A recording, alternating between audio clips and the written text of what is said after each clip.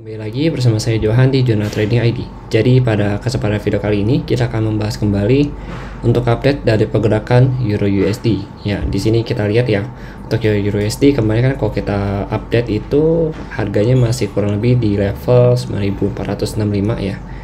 Saya juga ada bilang perhatikan level support ini, karena begitu dia break dari level support ini harganya itu lanjut turun, dan saat ini untuk targetnya itu kurang lebih di level harga di 8342 ya.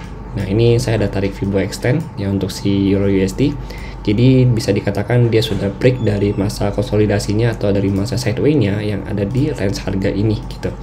Nah, ini tuh kalau kita perhatikan ya, untuk range sideway-nya itu mulai tanggal 14 April, akhirnya di breakout sama dia itu di tanggal 11 Mei ya. Jadi kurang lebih 1 bulan dia sideway dengan range harga 9400 sebagai area support dan 10.600 sebagai resistennya gitu. Untuk saat ini kalau kita ukur ya penurunan dari si Euro USD saat ini ya, itu kita ukur pakai Fibo extension aja ya. Di sini saya tarik extension dari sini ya, dari harga support breakout dia sampai ke height yang terakhir sebelum breakout. Jadi ini bisa dikatakan ini adalah area bosnya dia di sini. Nah, ini kalau kita tarik, yang pertama dia sempat ya berhenti dulu di level 161.8 ya. Kalau kita perhatikan candle yang ini, terus dia reject naik ke 127 ya. Pertama dia naik ke, pertama kali dia berhenti itu 127 kalau kita lihat di sini 127. Oke. 127, kemudian 161, dan the next station dia itu ada kurang lebih di level 261.8. Nah, 261.8 ini itu juga bertepatan dengan area supportnya dia ya. Support dia di 8342. Jadi ini bisa jadi buy zone juga kalau kita lihat ya. Tapi ini bisa nggak sih jadi buy zone-nya cukup kuat? Enggak. Ini hanya short buy aja. Dan perlu kita perhatikan di sini juga ada bullish engulfing di 4 jam ya. Bullish engulfing ini juga kita bisa manfaatkan sebagai entry point gitu. Nah, sebenarnya sini agak rancu kalau kita lihat ya. Kalau berdasarkan Fibo itu di 8000, tapi kalau misalkan berdasarkan dengan bullish engulfing ya, itu kurang lebih di level harga 7866 sampai 8173 gitu. Nah, kalau saya pribadi sih, saya saran ya kalau kalian mau ambil buy ini kan kurang lebih berapa pips ke bawah? 50 pips ke bawah ya, kurang lebih ya. Ini terlalu besar gitu. Jadi kalau mau amannya, kita ambil yang bagian bullish engulfing-nya aja gitu.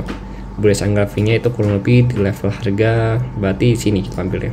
Untuk amannya ya, di level 7866 sampai 8173 ya, kurang lebih di sini.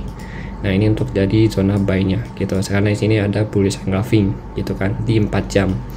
Nah, kalau ambil short bisa nggak? Bisa di sini. Di sini bisa kita ambil short sementara gitu. Ambil short sementara di sini ya kan, dengan target harga kurang lebih nanti kita ambil ya sampai ke level, kita ambil nih 20 pip, 30 pip ya. Ya kurang lebih 30 pip lah kita ambil di sini. Untuk target harganya gitu.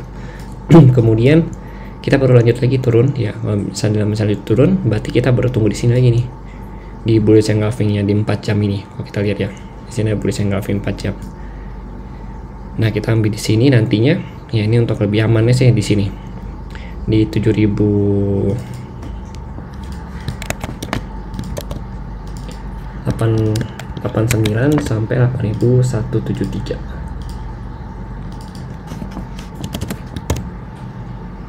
Gitu. Nah, ini untuk area buy-nya. Tapi ini belum confirm, cuma ini memang cukup aman kalau kita mau ambil di sini. Stop loss-nya kita taruh di bawah level ini gitu. Nanti kalau ini di breakout ya. Kalau ini di breakout berarti next targetnya adalah di sini. Di Fibo 361.8 yaitu di 7704.05 sampai 7528. Cuma kalau saya saran sih jangan ambil di Fibo ini dulu ya. Karena memang better kita tunggu di sini. Nah, ini area breakout-nya dia.